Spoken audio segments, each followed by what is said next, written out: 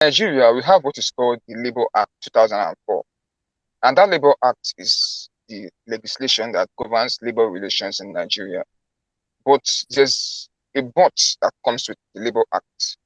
So the Labour Act applies to only those persons who are manual laborers or who are working in an in non-professional manner, like the bricklayers, the manual laborers, the clerical staff, and all those kind of persons. But the other persons who work in a professional capacity, like doctors, professional accountants, tech bros, lawyers, and all these other kind of persons, those of us that do the white collar jobs, the Labour Act does not apply to us. What governs our relationship with our employer is called our contract of employment. And every worker, every laborer, every employee is expected to have a contract of employment. And in Nigeria, you are bound by whatever you sign. So it is what you sign in your contract of employment that is going to govern your relationship with your employer. That's why it is very, very important before taking any job. You must carefully read the contract that is given to you. Then when we are talking about contract of employment, it's very, very usual to see an employer will give you a contract. Probably when you're still in his office, he's going to ask you to sign it and return it back to him. He wouldn't even give you the chance to modify the contents of the employment letter. This is not how it's meant to be. A contract of employment is actually a contract between two parties, between you and your employer. If you are not comfortable with any terms, anything in the contract, you are meant to tell the employer that, look, I'm not comfortable with this and that. For example, let me give you a very, very good example. When this story broke out yesterday, I was reading a story about somebody who was asked to tender evidence of his resignation from his previous job before he will be given the new job. That is, the employer was saying that one of the conditions of employment is that you must have resigned from your current job before we give you the offer letter. Now, assuming this person had sought legal advice before he went ahead to resign from his current job, he would have been informed that that is actually not a proper request to make. But the moment you agree to that kind of thing, you are bound by it. So the thing now is when you are given a contract of employment and you speak to your friend, probably a lawyer who is your friend, who takes a look at the contract for you and tells you that there are 2 or 3 clauses that he's not comfortable with, you have a duty as an employee to go back to your employer and tell him that I'm not comfortable with these clauses. Now, the employer will tell you that this contract is what is called a standard form contract, meaning this is what we give to every other person and they all sign it. We don't modify it. That is number 1 red flag. If your employer is not willing to amend the terms of your contract, that is a very huge red flag and you should run at that stage before you take the contract. But the moment you sign the contract, you are bound by what you sign. And once you have signed, and if your contract of employment says that you are going to work 16 hours a day, my brother, my sister, you will work 16 hours a day. If your contract of employment says that you can be fired without notice, my brother, my sister, you will be fired without notice. This is the reason why you have to read the terms of your contract very well. So now, having spoken about that, let me address this particular question that Daniel asked. The law is very clear. Number 1, your employer does not have the discretion to refuse to accept your resignation letter. The moment you tender, the moment I'm blowing too much grammar, let me speak simple English. The moment you submit your resignation letter to your employer is under a legal duty to accept it. He does not have the right to say he's not going to accept it. The reason both you or your employer can withdraw from the contract. So no employer anywhere, not just in Nigeria, no employer anywhere has the right to refuse to accept your resignation letter. That is one of the most important things to note. Then the second thing is, sometimes you will discover that you will submit your resignation letter to your employer. They will not acknowledge it.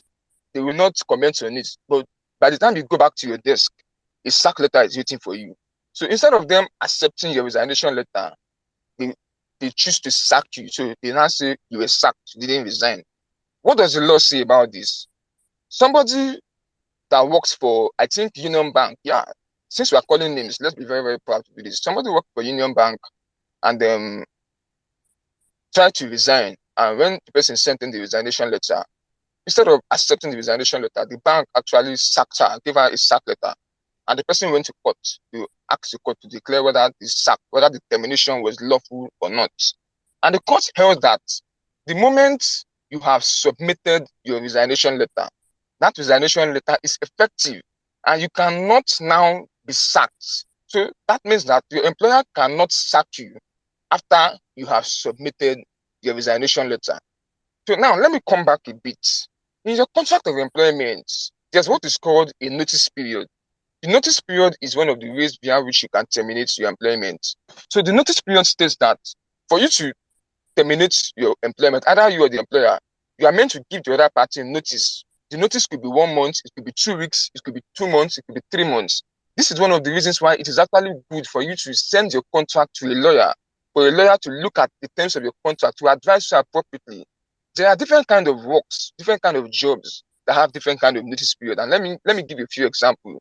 For example, as a lawyer, I can't be accepting an offer letter that states that I must give 3 months notice before I can leave, because in my opinion, 3 months is too long. The highest I can accept as a lawyer is 1 month. But there might be some kind of rules. If you are being employed as a senior, maybe a senior role, a lead role, you are going to be the head of the department, or you are going to be in this lead role or in the management team, they might want a longer startup, a longer notice period from you. They might ask for 3 months. And the reason is simple. It's because the employer wants to ensure that by the time you give notice, they want to ensure that there's enough time for them to search for your replacement and enough time for them to, to close all the things you are handling and get someone else that you can train. So now it depends on your level of expertise and it depends on the kind of job you are doing in the company. I once had a client that was an employer that wanted to hire fashion designers, and she told me that she wants them to give her 3 months notice before they leave the employment. And I told her I cannot do that because that is, in fact, as far as I'm concerned, that is very, very immoral. You cannot be asking someone that is a fashion designer to give you 3 months notice before the person leaves the job. So you need to be very, very careful of the notice period. If you are taking a role that if you are not playing a very, very crucial role, and they're asking you to give more than 1 month notice, it is a red flag. And you should talk to a lawyer before you sign that contract. So if your contract says you are meant to give 2 weeks notice or 1 month notice, and you have given the 1 month notice, the question now is, can your employer sack you before the end of that 1 month notice? Now, the law is not very straightforward here. It's a bit dicey. If your employer once your employer has received your resignation letter telling him that you're going to resign in the next 1 month, and then let's say 2 weeks to your resignation date, you did something, maybe you did something that is clearly wrong, that is something that you should be disciplined for, and the employer wants to exercise his disciplinary powers over you to discipline you, he can do that. But if he's doing that, they can't just ask you to leave. There's a procedure to be followed. The procedure is that it's either your employment is terminated by you being given notice. Now, they cannot give notice because you've already given a notice. But for them to override that notice, you will now be paid 1 month's salary in lieu of notice. Wow. That's the way it works. Then secondly, if you are working for a company and your contract of employment says you are meant to give 1 month notice before you can leave the company, and you've gotten a new job and the new job is asking you to resume immediately, how can you leave? What can you do? What you are meant to do is that most standard contracts is either you give 1 month notice or you return 1 month. In the circumstances where you don't have enough time to give notice, what you should do is to return the salary back to the employer. And finally, the last thing I would like to talk about is how can we be smart? If you've given your letter of resignation to your employer and the employer gives you a sack letter, what should you do? The first thing you should do is you should talk to a lawyer. The second thing you should do is, if you cannot talk to a lawyer, you have to play smart. Now, playing smart is, how did you send the letter of resignation? Did you give it to somebody in the office and the person refused to acknowledge it? If that is what happened, make sure you immediately send the letter via mail. Send it via email to your official email account, and make sure you have the proof that you sent it via email. And once you've sent it via email and the timestamp and the date stamp is there, then you now receive a second email or a second letter from your employer telling you that you have been sacked. What should you do? The best advice I will give to you is that you should immediately and without any further delay return 1 month salary back to your employer. By returning 1 month salary back to your employer, you have actually taken a step that shows that you have resigned from the company and you were not sacked. So I think my time is up. I was given 10 minutes to speak on this issue, and I think I've spoken on the issue I was asked to speak. And then since we're talking about tech, there's still something a very, very important issue I Daniel, like to. please check your DMs. Yeah. Okay. So I will be on ground to take any questions that may arise. Okay. So I think the first thing I'll say is they give you unrealistic targets, and then when you don't meet up with those targets, it becomes your fault and not for the fact that it's unrealistic. And it's very problematic because if you're just starting out in your career in marketing and you don't understand that those targets are unrealistic, you beat yourself up over not getting it done, and then they gaslight you into thinking you're the problem and they make you doubt your work. And under the guise of giving constructive and great feedback, they make you feel like your work is not good enough. So people complain to their managers about capacity, and also we're not up to 20 in the company and we have a lot of work to do. So you complain to your manager about capacity, and then they tell you some version of, we have to try, we have to get things done, we have to, just some bullshit anyway. But then your salary does not even show the level of work that you're putting in. And if you do go to ask for a salary raise, you get gaslighted again into, they tell you there's no money in the company, we can't really pay. And then if you try to negotiate and show that you know what you're doing, they make you into a pariah in the company, and then they give you passive aggressive attitude, they don't talk to you. And what is sad is my male colleagues in the company don't have the same experience. And it's very sad because this is a female company. I basically joined the company because I believed in the mission. And at the place I am right now, I would never work for a company because of mission anymore, because it is a scam. So I remember my interview that I had with the then CEO, and she was like, "Why do you want to work for this company?" And I was genuine in my answer, saying, "Oh, I actually believe in what you guys are doing." And then she said, "Oh, I mean, it's for the money. You can just go out and say it." And to me, it's like, that's ridiculous to tell somebody that has belief in what you're doing that they're coming to work for you for the money. There are so many things that I feel like if I go into it, I would just take everyone's time on this space. Another thing too that happened was somebody got employed into the HR department and she left in like under a month. And then they called all of us to a meeting, basically to shout at the people that decided to still stay, saying, "Oh, we see what you guys are doing. We know when you guys are not working." And this is a time where we are working for multiple clients. If you worked in marketing or content, you understand how hard it is. At this time, I think I was the only full-time marketing staff there, and we had just interns. So I was managing these interns and then one new associate they just hired, as well as trying to get clients work done. So it was a lot.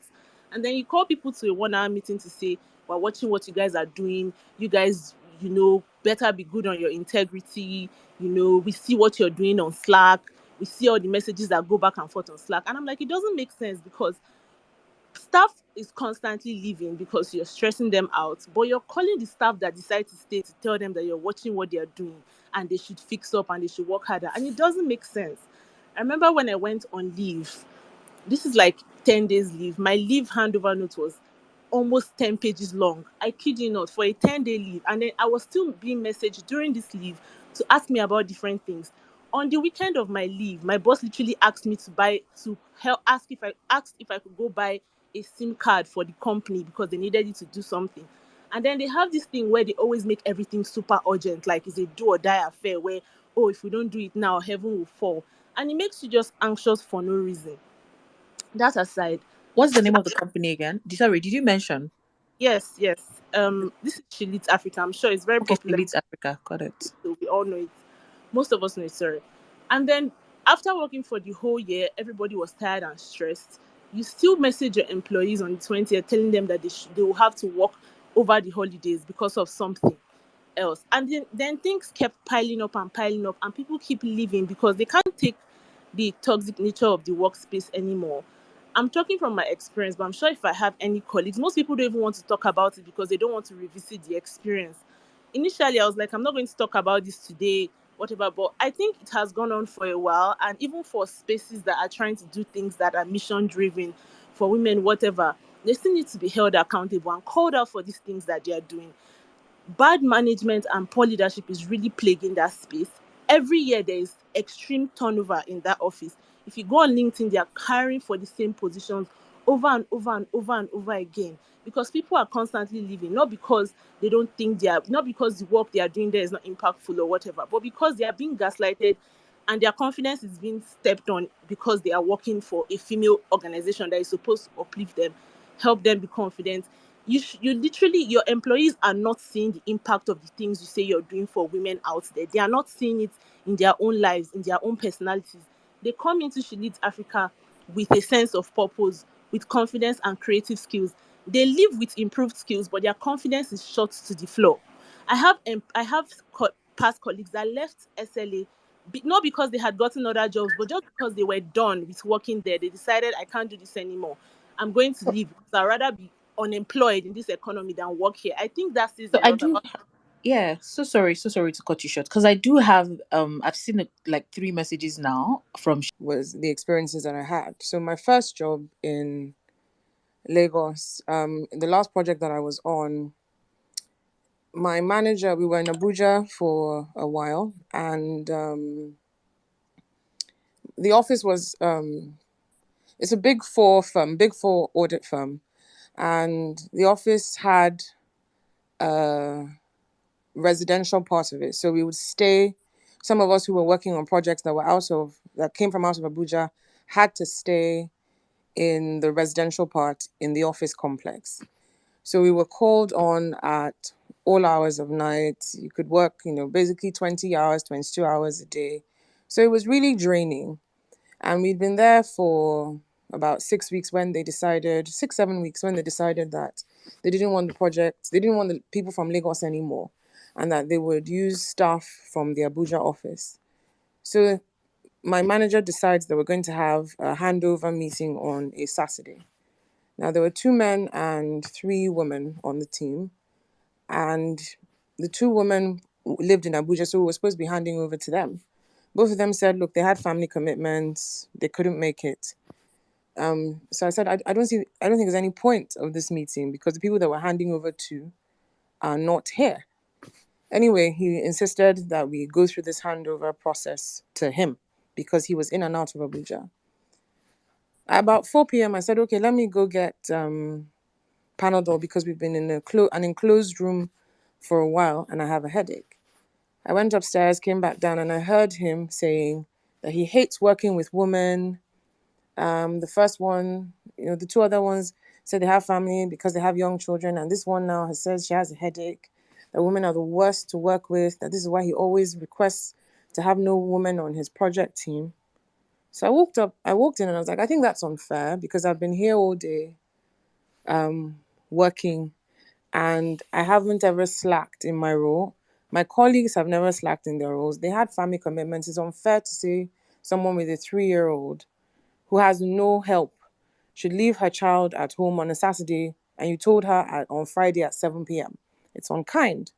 Long story short, when it was time for appraisals, we in that firm we were not allowed to be in our own appraisals. Everybody talked about you in your absence, basically. When it was time for appraisals, he made sure that the people who could speak on my work were not present. And he said all kinds of things about me. And essentially, they didn't promote me, which was the same thing as asking me to resign, essentially. So I resigned. My last job, I applied for leave and I said, oh, I'm going to be gone. I'm not going to be around for, X amount of time. And then the head of HR said, no problem. She approved my leave because she was also my supervisor.